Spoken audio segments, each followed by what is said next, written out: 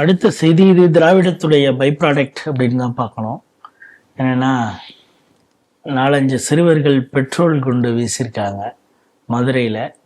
இதை CCTV camera வச்சு arrest பண்ணியிருக்காங்க போலீஸு.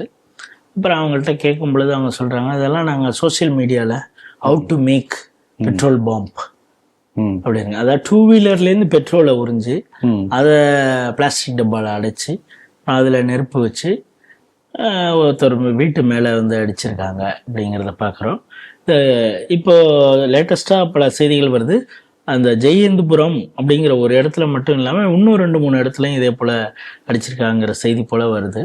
சட்டம் ஒழுங்கு இந்த அளவுக்கு இருக்கிறத எப்படி பார்க்குறீங்க? இந்த செய்தி வந்து ரொம்ப பல்வேறு கோணங்களில் பார்க்க வேண்டிய ஒரு பெரிய செய்தியாக நான் நினைக்கிறேன். ஏன்னா எல்லா பெட்ரோல் பங்க்லையும் நீங்க சப்போஸ் உங்க வண்டியில வந்து பெட்ரோல் தீர்ந்து போச்சு அப்படின்னு சொல்லிட்டு ஒரு பெட்ரோல் பங்க்ல போய் ஒரு பாட்டில் எடுத்துட்டு போனீங்கன்னா, எனக்கு தெரிஞ்சு மெட்ராஸ்ல எங்கேயுமே கொடுக்க மாட்டாங்க. கொடுக்கறது இல்லை, எங்கேயுமே கொடுக்கறது இல்லை, வாங்க முடியாது. நீங்க வண்டியை உருட்டிட்டு தான் போகணும். அநேகமா எந்த பங்க்லையும் கொடுக்க மாட்டாங்க. அப்படி இருக்கும்போது பெட்ரோல் குண்டு வீசத்துக்கான பெட்ரோல் எப்படி வந்தது அப்படின்னு பார்த்தா வண்டியில திருடுறான். அப்போ வந்து நீங்க அது மட்டும் பத்தாது, டூல திருடாம எப்படி பண்ண முடியும்? இன்னொன்னு பாருங்க, தமிழ்நாட்டுல இப்ப பிஎஃப்ஐ தடை செய்யப்பட்டது நாடு முழுக்க எல்லா இடத்துலயும் வந்து தடை பண்ணிருக்காங்க. தமிழ்நாட்டுல மட்டுமே 30க்கு மேற்பட்ட இடங்கள்ல ஹிந்து இயக்க ஆதரவாளர்கள் வீடுகள் மேல பெட்ரோல் குண்டு வீசப்பட்டது. அப்ப தமிழ்நாடு எந்த அளவுக்கு வந்து vulnerable to this type of terrorism. ரொம்ப இயற்கையா இருக்கு. இங்க இப்படிப்பட்ட சின்ன சின்ன டெரர் மாடியூல்ஸ் இது வந்து ரொம்ப சகஜமா தமிழ்நாட்டில் வளர்ந்து கொண்டிருக்கிறது என்பது ஒரு அதிர்ச்சி தரக்கூடிய ஒரு விஷயம். 2வது, மாணவர்கள் நிலைமை எப்படி இருக்கு? அதாவது பள்ளிக்கூடங்கள்ல, குறிப்பா அரசு பள்ளிக்கூடங்கள்ல படிக்கக்கூடிய மாணவர்கள் எல்லாமே ரவுடியா இருந்தாதான் ஒரு ஹீரோ என்பது போல அவனுக்கு வந்து ஒரு நினைப்பு. அப்படி காட்டக்கூடிய சமூக வலைத்தளம் சொன்னீங்க, சினிமாவிலே அப்படிதான் வருகிறது. அப்போ போதை கலாச்சாரம், முந்தியெல்லாம் கஞ்சான்னு சொல்லுவாங்க, இப்ப 10-11 ரூபாய்க்கு வந்து சிந்தட்டிக் ட்ரக் வந்தாச்சு. அந்த போதையை அடிச்சுட்டு அவன் வந்து என்ன வேணா செய்யறான், கொலை பண்றான். பல காட்சிகள் பார்க்கிறோம், பதபதைக்குது. அந்த போதை அடிச்சுட்டு வந்து ஒரு ஆளை வெட்டி கொல்லக்கூடிய காட்சி வந்து வீடியோ சமூக வலைத்தள வருது. அதை நமக்கு பார்க்கும்போது மனசு பதபதைக்குது. அதை இன்னொருத்தர் பார்க்கும்போது மறுத்து போகக்கூடிய வாய்ப்பு இருக்கு இல்லையா? அப்ப இதை வந்து சகஜங்கள் என்பது போல எண்ணம் தோன்றும். அப்ப எந்த அளவுக்கு வந்து மாணவர்கள் மத்தியில இப்படிப்பட்ட ஒரு சமூக சீர்கேடு இருக்கிறது. பள்ளிக்கூட மாணவிகள்லாம் 10ஆம் கிளாஸ் 9ஆம் கிளாஸ் படிக்கக்கூடிய மாணவிகள்லாம் யூனிஃபார்ம்லயே போய் இது பீர் அடிக்கக்கூடிய காட்சி சர்வ சகஜமா பல முறை பேப்பர்ல வந்திருக்கு, சமூக வலைத்தளங்கள் வருது. ஏதாவது ஒரு தினம் ட்ரீட் என்று சொல்லி பீர் குடிக்கிறது ஸ்கூல் ஸ்டூடெண்ட் மத்தியில. அப்ப இதெல்லாம் ஒண்ணுக்கு ஒண்ணு லிங்க்டு. நீங்க போதையில இருந்து ஆரம்பிச்சு, கஞ்சால இருந்து ஆரம்பிச்சு, சிந்தட்டிக் ட்ரக்ல இருந்து ஆரம்பிச்சு வன்முறை, அதனுடைய இன்னொரு ஒரு செயின் எஃபெக்ட் தான் இந்த பெட்ரோல்.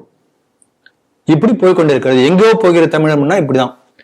ஆகவே இதுக்கு வந்து குறிப்பா வந்து அரசியல் கட்சிகளுக்கு ஒரு பெரிய பங்கு இருக்கு. இந்த போதையோ இப்படிப்பட்ட அட்டூழியங்கை தடுக்கக்கூடிய தவறிய போலீஸோ அல்லது இந்த உள்துறையோ, அது ஒரு முக்கியமான பங்கு ஒரு பக்கம் இருக்கு. இன்னொன்னு பக்கம் சினிமா. இன்னொன்னு நான் பார்க்கக்கூடிய என்னன்னா, அந்த காலத்துல என்னன்னா எல்லாருக்கும் வந்து நான் படிக்கக்கூடிய காலத்துல 1ஆம் கிளாஸ் படிக்கும்போது நான் படிச்சது முதல்ல எனக்கு சொல்லிக் கொடுத்தேன்னா, ஓதாமல் ஒரு நாளும் இருக்க வேண்டா, ஒருவரையும் பொல்லாங்கு சொல்ல வேண்டா, அதிவீர ராமபாண்டியர் எழுதியது, ஔவையார் எழுதிய ஆத்திச்சூடி, இதெல்லாம் சொல்லிக் கொடுப்பாங்க. 3ஆம் கிளாஸ் 4ஆம் கிளாஸ் 5ஆம் கிளாஸ் வரைக்குமே அந்த பழைய காலத்து புத்தகங்கள் இன்னும் என் வீட்டுல இருக்கு. இன்றைக்குள்ள 3ஆம் கிளாஸ் 4ஆம் கிளாஸ் 5ஆம் கிளாஸ் புக்கை எடுத்து பார்த்தீங்கன்னா ரெண்டுக்கு சம்மந்தமே இருக்காது. நீதி போதனை என்கின்ற அந்த இதே வந்து ஆதாரமே போயாச்சு.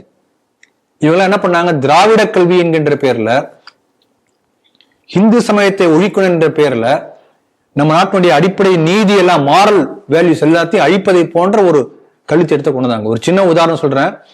இந்த லயோலா காலேஜ்ல அருண் சொல்லிட்டு ஒருத்தர் இப்போ வந்து மைனாரிட்டி கமிஷன்ல இருக்கார். ஆமா, அவர் ஒருத்தர் ஸ்டேட்மெண்ட் கொடுத்தார். என்ன சொன்னார்னா, நாங்கள் வந்து தமிழ்நாட்டுல கல்வியை கிறிஸ்துவமயமாக்க பெரிய முயற்சி பண்ணி அதை வெற்றி பெற்று விட்டோம், எப்படிலாம் பண்ணோம்னு சொல்லியிருக்கார்.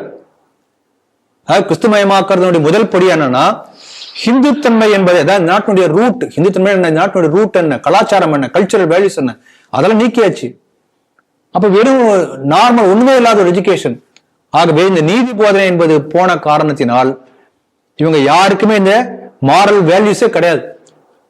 இது ஒரு பக்கம். வாத்தியார் எப்படி இருக்காங்க? இப்ப வாத்தியார பார்த்தாங்களே எழுந்திருப்போம். பஸ்ல அந்த காலத்துல நான் சொல்ல பழைய காலத்துக்கு அதை இப்பயும் சில கிராமங்கள்ல பார்க்கலாம். பஸ்ல போயிட்டு இருக்காங்க, உட்கார்ந்து இருக்காங்கன்னு வச்சுக்கோங்களேன். வாத்தியார் நிக்கிறாருன்னு என்ன பண்ணுவாங்க? எல்லா பசங்களும் சார் உட்காருங்கம்பாங்க.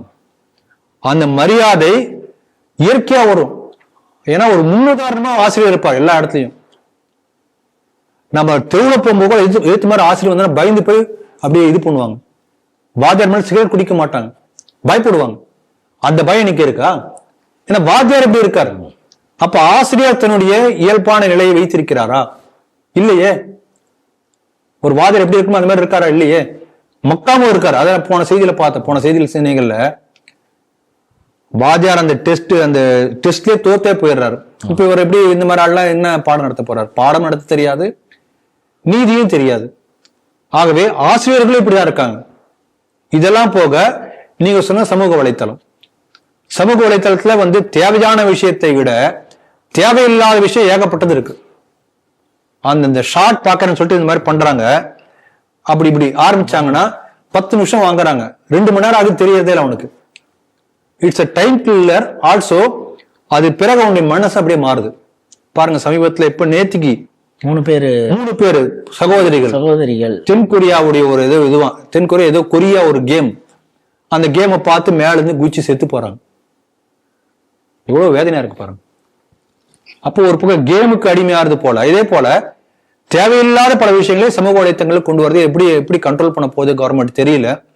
இப்போ ஒரு யோசனையை வந்திருப்பதாக சொல்றாங்க. என்னன்னா ஆதார் பேஸ்டு லாகின் கொண்டு வரணும். ஏன்னா ஆதார் டேட் ஆஃப் பர்த் இருக்கும்.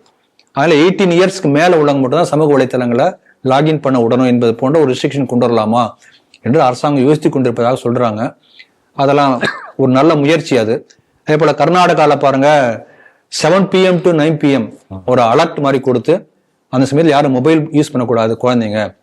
இப்படியெல்லாம் பல முயற்சி நடந்துட்டு இருக்கு. பெற்றோர்களுக்கு முக்கியமான பங்கு இருக்கு. இதெல்லாம் ஒரு பக்கம் அரசாங்கமோ அல்லது ஒரு அமைப்புகளோ பண்ணக்கூடிய இருந்தாலும் ஒவ்வொரு வீட்டு பெற்றோர்களும் உங்க குழந்தைங்க மொபைல் என்ன பாக்குறாங்க அதை நீங்க சொன்ன பேச்சு கேட்கணுங்கிறதுக்காகவே மொபைல் கொடுக்கக்கூடியது, அதான் பெரிய தவறு அங்கதான் வருது. ஏன்னா ஒரு காலத்துல இந்த டிவி வந்த போது நம் வீட்டு அறைக்குள்ளார ஆபாசம் விட்டுன்னு சொன்னாங்க. டிராயிங் ரூம் வரைக்கும். ஆமா, அப்படி வந்தாச்சு, ரொம்ப ஆபத்துன்னு சொன்னாங்க. இது டிவி வந்தப்ப 83 சொல்லிட்டு இருந்தாங்க. இன்றைக்கு நம்ம விரல் நுனியில வந்தாச்சு, எல்லாமே வந்தாச்சு. நல்ல விஷயங்களை விட கெட்ட விஷயங்கள் ஈஸியா கேட்ச் ஆகும். அதனால மிகப்பெரிய பொறுப்பு பெற்றோர்களுக்கு இருக்கிறது. உங்க குழந்தைங்க நல்ல குழந்தைங்களா வரணும்னா மொபைலை எப்படி பயன்படுத்தணும் என்பதற்கான அந்த மொபைல் பாதுகாக்கணும் குழந்தைங்களை. அது முக்கியமான ஒரு கடமை பெற்றோர்களுக்கு இருக்கிறது. ஆகவே இந்த ஒரு செய்தி இத்தனை பரிமாணங்களை தொட்டிருக்கின்றது. ரொம்ப அருமையான செய்தி எடுத்திருக்கிறீர்கள். தமிழகம் சமூக இந்த சோசியல் ஆர்டர், லா அண்ட் ஆர்டர்ல மிக மோசமான நிலைக்கு போய்கொண்டிருக்கிறது என்பதை மீண்டும் மீண்டும் நமக்கு அந்த டேஞ்சரை நமக்கு அறிவுறுத்துவதாக இந்த செய்தி அமைஞ்சிருக்கிறது.